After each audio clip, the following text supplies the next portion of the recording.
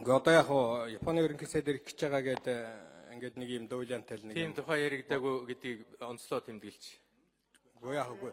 Онцгдорж байгаа би зүгээр өөрийнхөө саналыг л хэлэх гэж байна л да. Тэрнээс ч одоо би таныг тэгж хэлсэн үгүй юу гэж асуугаагүй шүү дээ.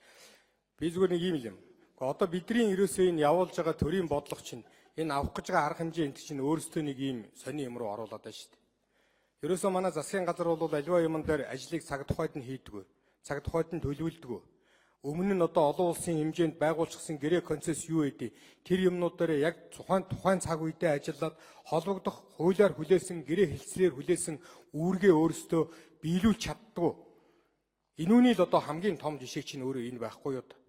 Энэ юм чи бид нар бол алин эртний одоо хилэлцээд тэр Японтойгоо одоо нөгөө нэг ижүүрийн түншлэлийн гэрээ хэлцлээ байгуулад ирснийхээ дараа л энэ дээр одоо маш шуурхай ажиллаад ингээл явах хэрэгтэй байсан.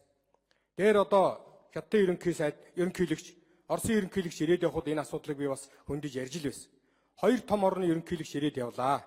Хоёулаа ирээд явлаа. Зөндөө олон одоо меморандум гэрээ хэлцээлгээд юмн дээр гар хөлөөсөө сурлаа. Энэ юм чинь одоо зурдсан гэдгээрээ хэрэгждэг юм биш ээ. Энүүнийгээ хараас нь бол дандаа одоо ингээд нэг шоу болгож ярьдаг. Тэчнээн тэрөм төгрөг, тэчнээн тэрөм долларын тийм том төслүүд хэрэгжихээр боллоо, ингэхээр боллоо гэд бараг л өнөө маргаашгүй энтгийн ерөнхий сайдыг явахад 1 тэрбум доллар одоо ингээд ороод ирэх шиг юм яриад ард түмэнд л ингээд ухуулга хийгээд байсан.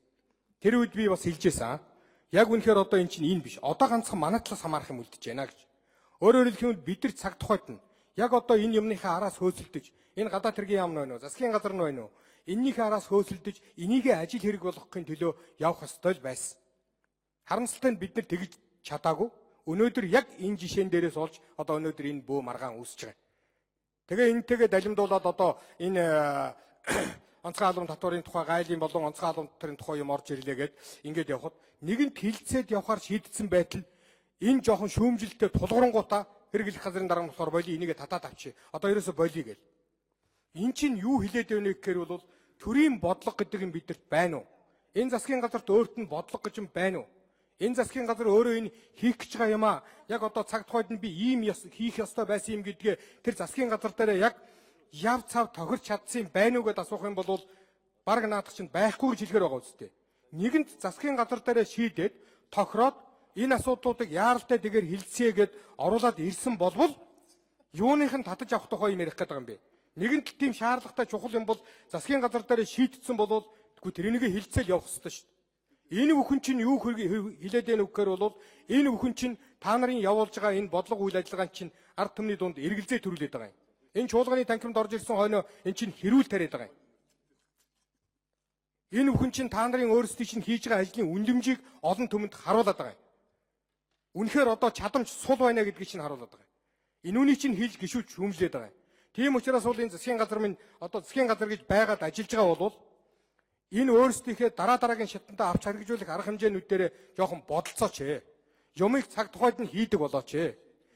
Шоу хийж худлаа төрүүлж ярихаасаа илүүтэйгээр баг ярьж их хийдэг байгаач ээ. Тэгжээж бид нар яммаар байна. Эн чинь бол үннээ хэлэхэд бол их гоё нэртэй шийдлийн гэж.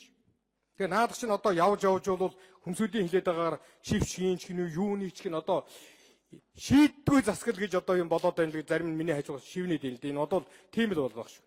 Тэгэхээр ер нь бол бид нар бол хаана энийг бодлох хэвээр. Хаана бодлох хэвээр. Би зүгээр ийм л санал хэлэх гэсэн.